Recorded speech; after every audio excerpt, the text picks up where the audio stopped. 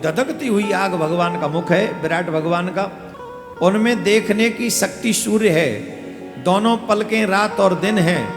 उनका भ्रूविलास ब्रह्मलोक है, तालु जल और जिह्वा रस है।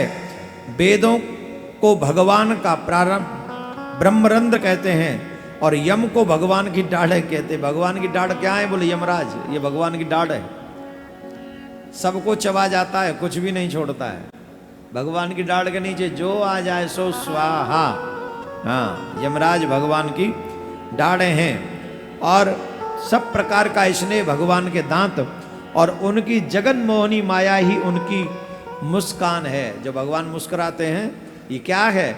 जो पूरे विश्व को मोहित कर रही है, यही भगवान की माया ही मुस्कान है। ये उनकी मुस्कान है। लज्जा ऊपर का होठ है, लोभ नीचे का। ध्यान से सुन लो, लज्जा बहुत जरूरी है। भगवान का अधर है। हर एक घर में लज्जा होनी चाहिए, हर एक मनुष्य में लज्जा होनी चाहिए। निर्लज्ज लोगों को कोई भी देवता लायक नहीं करता।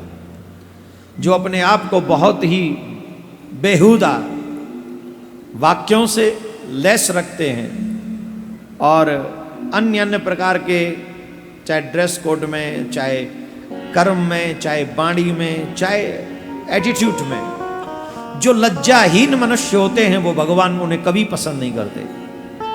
भगवान का जो ऊपर का अधर है उसी का नाम है लज्जा, और नीचे का जो होठ है, अधर है, उसे कहते हैं लोभ।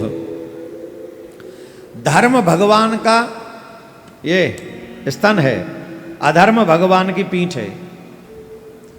भगवान का जो पीठ जो है वो क्या है? बोले अधर्म। अब सुन लो, कई मंदिरों में लोग जा जाके पीछे गड्ढा कर देते हैं भगवान के, जहाँ विग्रह की पीठ होती है ना, ऐसा गड्ढा कर देते हैं, दीवाल में गड्ढा कर देते हैं। अब एक ने कहा, दूसरे ने कर, एक ने प्रणाम किया, दूसरे ने देखा, उसने भी जाके कर दिया, तीसरे ने देखा, उसने भी कर दिया, चौथे ने देखा, उसने भी कर दिया। आप सोचो, कहीं भी शास्त्र में भगवान के मंदिर के पीछे जाके प्रणाम करने का विधान नहीं है, कहीं भी नहीं है। वहां भगवान की पीठ में पाप रहता है, अधर्म रहता है।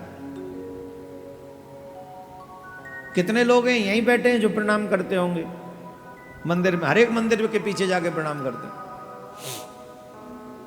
गर्भगृह के पीछे जाके कभी प्रणाम नहीं करना चाहिए। आगे से प्रणाम करो भगवान को, आगे से प्रणाम करो, यही सिद्धांत है। तो पीठ जो है वो अधर्म है। प्रजापति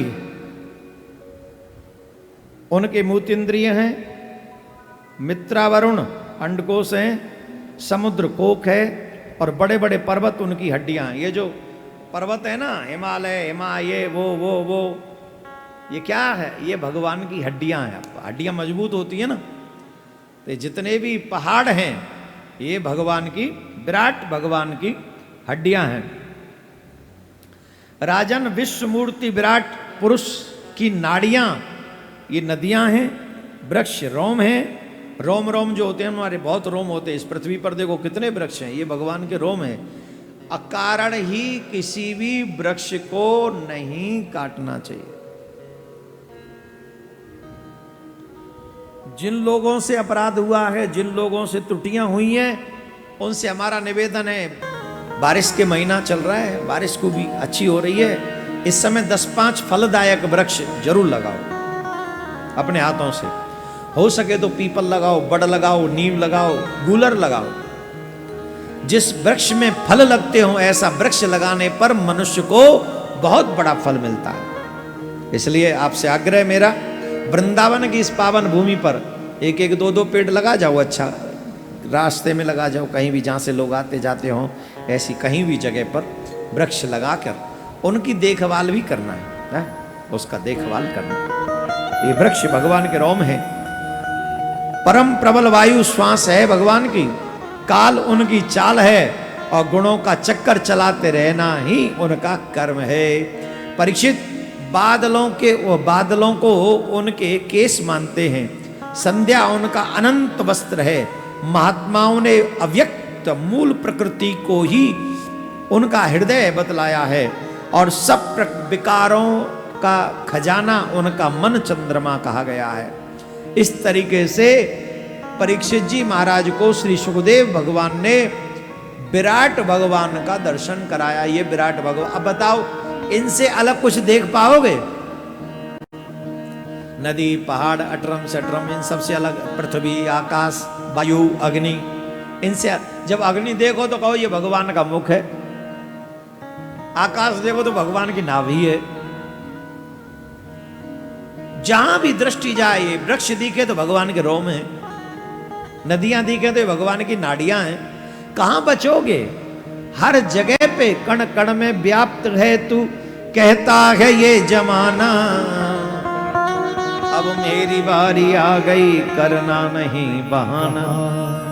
अब बहाना नहीं करना, अब की बार हमें भी तारो, हे मोहन नंद दुलारे। अब की बार तार दो सरकार, अब विलंब मत करना। बोलो राधे राधे।